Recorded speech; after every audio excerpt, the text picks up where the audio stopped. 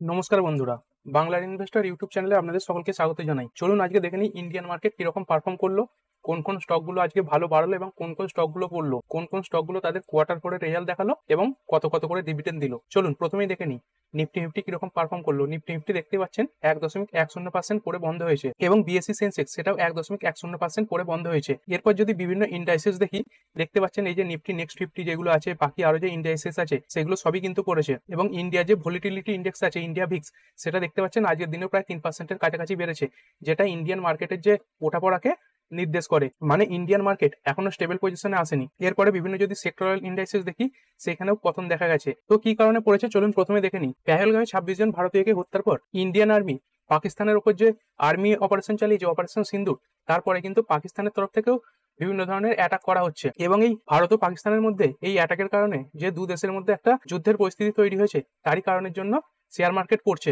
দেখতেই পাচ্ছেন ইন্ডিয়া বারবার রিপোর্ট করছে যে পাকিস্তান ইন্ডিয়ার যে মিলিটারি বেস আছে তার উপর বারবার অ্যাটাক করছে। তবে এখানে দেখতে পাচ্ছেন পাকিস্তানের যে ডিফেন্স মিনিস্ট্রি আছে তারা কিন্তু এই অ্যাটাককে ডিনাই করছে। কি বলেছে দেখুন, they were not behind the attack, অর্থাৎ এই অ্যাটাক তারা করেনি। কিন্তু দেখুন সবাই বুঝতে পারছে এই অ্যাটাক কারা করছে। দেখতেই পাচ্ছেন ইন্ডিয়ান আর্মি পাকিস্তান থেকে আসা 50টা ড্রোনকে নিউট্রিলাইজ করেছে এবং পাকিস্তান জম্মুর ওপর যে 8টা মিসাইল ছুঁড়েছিল সেটাও কিন্তু ইন্ডিয়ান যে এয়ার ডিফেন্স আছে সেগুলো ধ্বংস করে দিয়েছে। এছাড়াও পাকিস্তানের যে একটি F-16 যুদ্ধ বিমান, সেটাকেও যে ইন্ডিয়ান আর্মি তারা কিন্তু মিসাইলের মাধ্যমে ধ্বংস করেছে এবং ইন্ডিয়ার যে চণ্ডীগড় আছে সেখানেও পসিবল ড্রোন অ্যাটাকের কারণে এয়ার ওয়ার্নিং জারি করা হয়েছে বা সাইরেন বেজেছে। মানে দেখতেই পাচ্ছেন যুদ্ধের পরিস্থিতি কিন্তু আস্তে আস্তে বাড়ছে এবং এরই প্রত্যুত্তর হিসেবে দেখতে পাচ্ছেন ইন্ডিয়ার যে আর্মি আছে তারা 1971 সালে পাকিস্তানের বিরুদ্ধে যুদ্ধের পরে এই প্রথম কিন্তু আবার করাচির যে পোর্ট তাতে আক্রমণ করেছে এবং বিভিন্ন ধরনের ব্লাস্ট ঘটিয়েছে। এবং এই যুদ্ধকালীন পরিস্থিতির জন্য এই পাঞ্জাব কিংস এবং দিল্লি ক্যাপিটালের যে ম্যাচ সেটাকে আপাততভাবে বন্ধ রাখা হয়েছে। এবং যদি দেখেন পাকিস্তানের যে রাওয়ালপিন্ডি স্টেডিয়াম আছে সেখানেও ইন্ডিয়া থেকে যাওয়া ড্রোনের অ্যাটাকের কারণে যে ক্ষতি হয়েছে তার কারণের জন্য PSL এর যে ম্যাচ সেটাকেও শিডিউল করে পিছিয়ে দেওয়া হয়েছে এবং পিছিয়ে সম্ভবত করাচিতে নিয়ে যাওয়া হয়েছে। এবং দেখতেই পাচ্ছেন করাচিতেও যে পোর্ট আছে সেখানে একটা বড় ধরনের হামলা করা হয়েছে। মানে দুই দেশের মধ্যে কিন্তু একটা বড় ধরনেরই যুদ্ধ পরিস্থিতি তৈরি হতে চলেছে। তবে দেখতেই পাচ্ছেন ইন্ডিয়া এবং পাকিস্তান দুজনেই কিন্তু দুজনকে দোষারোপ করছে, মানে কেউ কারো দোষ কিন্তু স্বীকার করে নিচ্ছে না, যার ফলে এই যে মিলিটারি টেনশন সেটা বাড়ছে। এছাড়াও ইন্ডিয়ার যে 24টা এয়ারপোর্ট আছে সেগুলোকে এই যুদ্ধকালীন পরিস্থিতির জন্য শাট ডাউন করে দেওয়া হয়েছে এবং সেই কারণের জন্য দেখতে পাচ্ছেন ইন্ডিয়ার যে বিভিন্ন এভিয়েশন কোম্পানিগুলো আছে, এই ইন্টারগ্লোব এভিয়েশন, এটা আজকের দিনে 0.51% পড়েছে এবং যদি 5 দিনে দেখি প্রায় 7.42% পড়ে গেছে। এবং অন্যদিকে যদি স্পাইস জেট এই কোম্পানির চার্ট প্যাটার্ন দেখি, এটাও দেখতে পাচ্ছেন এক সপ্তাহে প্রায় 10.91% পড়ে গেছে। পাকিস্তান আমাদের ইন্ডিয়ার বিমানগুলোর জন্য তাদের যে আকাশক্ষেত্র সেটা বন্ধ করে দেওয়ার কারণেই কিন্তু এই এভিয়েশন সেক্টরগুলো এত খারাপ পারফর্ম করছে। এরপরে যদি দেখি আজকে যে ইন্ডিয়ার ডিফেন্স ইন্ডেক্স আছে সেটা দেখতে পাচ্ছেন 3.04% বেড়ে বন্ধ হয়েছে। এবং যদি স্টকগুলো দেখি দেখতে পাচ্ছেন পরশ ডিফেন্স এটা 8.37% বেড়েছে, ডিসিএক্স ইন্ডিয়া এটা 8.15% বেড়েছে, অ্যাস্ট্রা মাইক্রো এটা 6.35% বেড়েছে। তারপর দেখতে পাচ্ছেন BDL 5.79%, জেনটেক 4.99%। মানে ডিফেন্সের যে স্টকগুলো আছে সেইগুলো কিন্তু ভালো পারফর্ম করছে। মানে এই যুদ্ধকালীন পরিস্থিতিতে আপনার পোর্টফোলিওতে যদি এই ডিফেন্স স্টকগুলো থেকে থাকে তাহলে কিন্তু আপনার পোর্টফোলিও মোটামুটি সবুজেই থাকবে। এছাড়া বিশেষ করে যদি ড্রোন সেক্টরের কোম্পানিগুলো দেখি, যেমন দেখতে পাচ্ছেন জেনটেক এটা 4.99% বেড়েছে। এছাড়া আইডিয়া ফোর্জ টেকনোলজি এই কোম্পানিটা দেখতে পাচ্ছেন আজকের দিনে 20% বেড়ে বন্ধ হয়েছে। এবং ড্রোনাচার্য এরিয়াল যে কোম্পানিটা আছে এটাও 4.99% বেড়ে বন্ধ হয়েছে। দেখতেই পাচ্ছেন টেকনোলজি যত উন্নত হচ্ছে তাতে কিন্তু যুদ্ধের ক্ষেত্রেও নতুন নতুন বিপ্লব এসেছে। এই যে যুদ্ধ দেখতেই পাচ্ছেন বেশিরভাগই কিন্তু ড্রোনের মাধ্যমে করা হচ্ছে, আর সেই কারণে এই যে ড্রোনের চাহিদা যুদ্ধকালীন পরিস্থিতিতে বাড়তে পারে, আর এর কারণেই ড্রোনের যে কোম্পানিগুলো আছে সেইগুলো ভালো পারফর্ম করছে। এরপরে যদি দেখি আমাদের ইন্ডিয়ান রুপি, এইটা কিন্তু এই যুদ্ধকালীন পরিস্থিতির জন্য আস্তে আস্তে দুর্বল হচ্ছে। এইখানে দেখতেই পাচ্ছেন 5ই মে প্রায় 84.14 কাছাকাছি চলছিল, সেইখান থেকে এই কিছুদিনের মধ্যে প্রায় 2 থেকে 2.5%-এর কাছাকাছি ইন্ডিয়ান রুপি পড়ে গেছে। এছাড়াও যদি দেখি যে ক্রুড অয়েল আছে সেটাও কিন্তু আস্তে আস্তে বাড়ছে। এই WTI ক্রুড একসময় 60-এর নিচে চলছিল, 58-এর কাছাকাছি চলছিল, সেইখান থেকে 61-এর কাছাকাছি চলে এসেছে। এবং ব্রেন ক্রুড এটাও প্রায় 61-এর কাছাকাছি চলছিল, সেখান থেকে 64-এর কাছাকাছি চলে এসেছে। মানে ক্রুড অয়েলের দিক থেকেও ভারতীয় মার্কেটের প্রতি একটা প্রেসার দেখা যাচ্ছে। এরপরে চলুন দেখে নিই ইন্ডিয়ান মার্কেটের বিভিন্ন কোম্পানিগুলো তাদের কোয়ার্টার ফোর রেজাল্টের কারণে কিরকম পারফর্ম করলো এবং কোন কোম্পানিগুলো কিরকম প্রফিট করলো এবং ডিভিডেন্ড দিল। আজকের ভিডিও নিয়ে আলোচনা করার আগে বলবো, যারা আমার এই চ্যানেলে নতুন আসছেন বাংলার ইনভেস্টর চ্যানেলে, তারা অবশ্যই চ্যানেলটা সাবস্ক্রাইব করার সঙ্গে সঙ্গে বেল আইকনটা টিপে অল অবশ্যই সিলেক্ট করে রাখবেন। যখন যখনই আমি কোনো ভিডিও আপলোড করবো তার নোটিফিকেশন যেন আপনার কাছে সময় মতো পৌঁছে যায়। পুরনো যারা আছেন লাইক শেয়ার কমেন্ট করে যেভাবে পাশে আছেন পাশে থাকবেন। এইখানে দেখতে পাচ্ছেন টাটা গ্রুপের কোম্পানি টাইটান, এটা আজকের দিনে 4.17% বেড়ে বন্ধ হয়েছে। এই কোম্পানিটা তাদের যে কোয়ার্টার রেজাল্ট সেটা পেশ করেছে। কোম্পানির যে নেট প্রফিট সেটা দেখতে পাচ্ছেন 11% বেড়ে হয়েছে 870 কোটি টাকা, এবং যে একটা এস্টিমেট ছিল সেটাকেও এই কোম্পানি বিট করে দিয়েছে। এবং এই শেয়ারটা একটি শেয়ার পিছু 11 টাকা করে ডিভিডেন্ডের কথা ঘোষণা করেছে, এবং এই কোম্পানির যে রেভিনিউ সেটা ইয়ার অন ইয়ার 20% বৃদ্ধি পেয়েছে।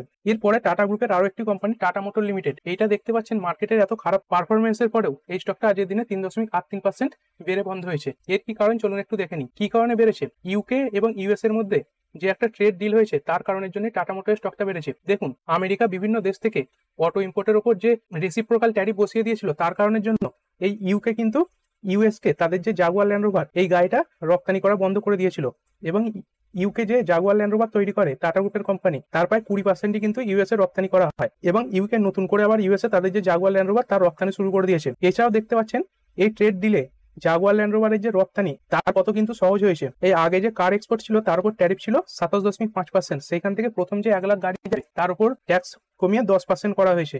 এই কারণের জন্য টাটা মোটর স্টকটা আজকে ভালো পারফর্ম করেছে। এর পরের যে স্টক সেটা হচ্ছে ব্রিটানিয়া ইন্ডাস্ট্রি লিমিটেড। এই স্টকটা আজকের দিনে 1.17% বেড়ে বন্ধ হয়েছে। এই কোম্পানিটা তাদের যে কোয়ার্টার করে রেজাল্ট সেটা পেশ করেছে। কোম্পানির যে প্রফিট আফটার ট্যাক্স সেটা 4% বেড়ে হয়েছে 560 কোটি টাকা, এবং এই কোম্পানিটা একটা শেয়ার পিছু 75 টাকা করে ডিভিডেন্ড দেওয়ার কথা ঘোষণা করেছে। এর পরের যে স্টক সেটা হচ্ছে জি এন্টারটেনমেন্ট এন্টারপ্রাইজ লিমিটেড। এই স্টকটা আজকের দিনে 3.81% বেড়ে বন্ধ হয়েছে। কোম্পানির যে নেট প্রফিট সেটা মাল্টিপল রিটার্ন দেখিয়েছে, এবং কোম্পানির যে টোটাল ইনকাম সেটা 6.15% বেড়েছে। কোম্পানির আগের বছর সেম কোয়ার্টারে প্রফিট ছিল 13.4 কোটি টাকা, যেটা বেড়ে হয়েছে 188.4 কোটি টাকা, এবং কোম্পানির রেভিনিউ 3-fold হয়েছে 307.1 কোটি টাকা। এর পরের যে স্টক সেটা হচ্ছে লার্সেন এন্ড টুব্রো লিমিটেড। এই স্টকটা আজকের দিনে 3.84% বেড়েছে। কোম্পানির যে নেট প্রফিট সেটা 25% বেড়ে হয়েছে 5,497 কোটি টাকা, যেটা মার্কেটের এস্টিমেটকেও বিট করেছে। এছাড়াও এই কোম্পানিটা একটা শেয়ার পিছু 34 টাকা করে ডিভিডেন্ড দেওয়ার কথা ঘোষণা করেছে। এর পরের যে স্টক সেটা হচ্ছে MCX বা multi commodity exchange of India. এই স্টকটা আজকের দিনে 5.25% পড়ে গেছে। কি কারণে পড়েছে চলুন একটু দেখে নিই। এই কোম্পানিটাও দেখতে পাচ্ছেন তাদের যে কোয়ার্টার ফোর রেজাল্ট সেটা পেশ করেছে, তবে দেখতে পাচ্ছেন কোম্পানির যে নেট প্রফিট সেটা ইয়ার অন ইয়ার 54% বৃদ্ধি পেয়েছে। তবুও কেন এই স্টকটা এত পড়েছে? কারণ কোম্পানি এর আগের কোয়ার্টারে মানে Q3 ফাইন্যান্সিয়াল ইয়ার 25-এ যে প্রফিট দেখিয়েছিল তার থেকে কিন্তু কোম্পানির নেট প্রফিট 15% পড়ে গেছে। এর আগের কোয়ার্টারে কোম্পানির প্রফিট ছিল 160 কোটি টাকা, যেটা পড়ে হয়েছে 135 কোটি টাকা, মানে ইয়ার অন ইয়ার বাড়লেও কোয়ার্টার অন কোয়ার্টার কিন্তু কোম্পানির যে প্রফিট সেটা অনেকটাই পড়েছে। এর পরের যে স্টক সেটা হচ্ছে ইয়েস ব্যাংক লিমিটেড।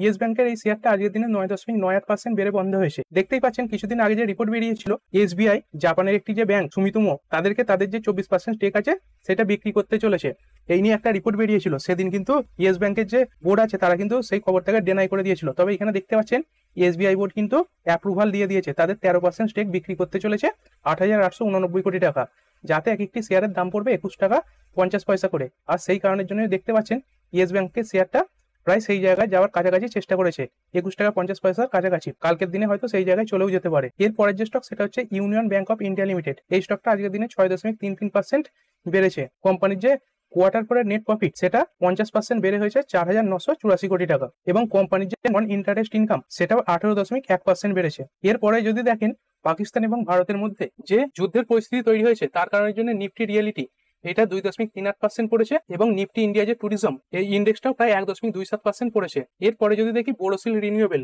এই স্টকটা দেখতে পাচ্ছেন আজকের দিনে 9.99% বেড়ে বন্ধ হয়েছে। এর পেছনে একটি কারণ আছে, চলুন দেখে নিই। এখানে দেখতে পাচ্ছেন the ministry of finance notified levy of anti dumping duty for a period of 5 years from December 04-2024 on import of solar glasses from China এবং ভিয়েতনাম। দেখুন এই বোরোসিল রিনিউয়েবল কি তৈরি করে? এরা মূলত সোলার প্যানেল যে তৈরি করে, এবং এই সোলার প্যানেল তৈরিতে যে কাঁচামাল হিসাবে ব্যবহৃত হয় সেটা হচ্ছে সোলার গ্লাস। আর এই সোলার গ্লাসের দাম কি জন্য বেড়ে গিয়েছিল? কারণ মিনিস্ট্রি অফ ফাইন্যান্স এরা চায়না এবং ভিয়েতনামের কাছ থেকে যে সোলার গ্লাস আসছিল তার উপর অ্যান্টি ডাম্পিং ডিউটি বসিয়ে দিয়েছিল, যার কারণে ইন্ডিয়াতে এই সোলার গ্লাসের দাম বেড়ে গিয়েছিল। এবং এই অ্যান্টি ডাম্পিং ডিউটি এইটা ফাইন্যান্স মিনিস্টারি যখন তুলে দেওয়ার কথা ঘোষণা করেছে, তার ফলে কিন্তু এই যে বাইরের দেশ থেকে যে সোলার গ্লাস আসবে তার দাম কমে যাবে, এবং বোরোসিল রিনিউয়েবলের যে কাঁচামাল হিসেবে ব্যবহৃত হয় সোলার গ্লাস, তার ফলে এই বোরোসিল রিনিউয়েবলের যে রেভিনিউ সেটা আগের তুলনায় বাড়বে, সেই কারণের জন্য স্টকটা আজকে ভালো পারফর্ম করেছে। এর পরের যে স্টক সেটা হচ্ছে সুইগি লিমিটেড। এই স্টকটাও তাদের কোয়ার্টার পরে রেজাল্ট পেশ করেছে, তবে যদি দেখেন কোম্পানির যে নেট লস সেটা কিন্তু বেড়ে গেছে, প্রায় ডবল হয়েছে 1081 কোটি টাকা। তবে কোম্পানির যে রেভিনিউ সেটা দেখতে পাচ্ছেন 45% বেড়েছে। দেখুন, এইগুলো স্টার্ট আপ কোম্পানি, এরা প্রথমে মার্কেট ক্যাপচার করার চেষ্টা করে এবং মার্কেট ক্যাপচার হয়ে গেলে তারপরে কিন্তু এদের যে সার্ভিস চার্জ সেটা বাড়িয়ে দেয়, যার ফলে পরে কোম্পানিগুলোর রেভিনিউ এবং প্রফিট দুটোই বৃদ্ধি পায়। কোম্পানির আগের বছর সেম কোয়ার্টারে লস ছিল 554 কোটি টাকা এবং যেটা ডবল হয়েছে 1081 কোটি টাকা। এরপরে যদি দেখি ডক্টর রেড্ডিজ ল্যাবরেটরিজ লিমিটেড, এই স্টকটা আগের দিনে 0.8% বেড়ে বন্ধ হয়েছে। এই স্টকটিও মার্কেট বন্ধের পর তাদের কোয়ার্টার পরে যে রেজাল্ট সেটা পেশ করেছে। তবে বিভিন্ন যে অ্যানালিস্ট ছিল তারা কিন্তু আশা করেছিল এই স্টকটা তাদের যে নেট প্রফিট সেখানে 18% জাম্প দেখাবে। এবার চলুন পারফেক্ট কত এসেছে দেখে নিন।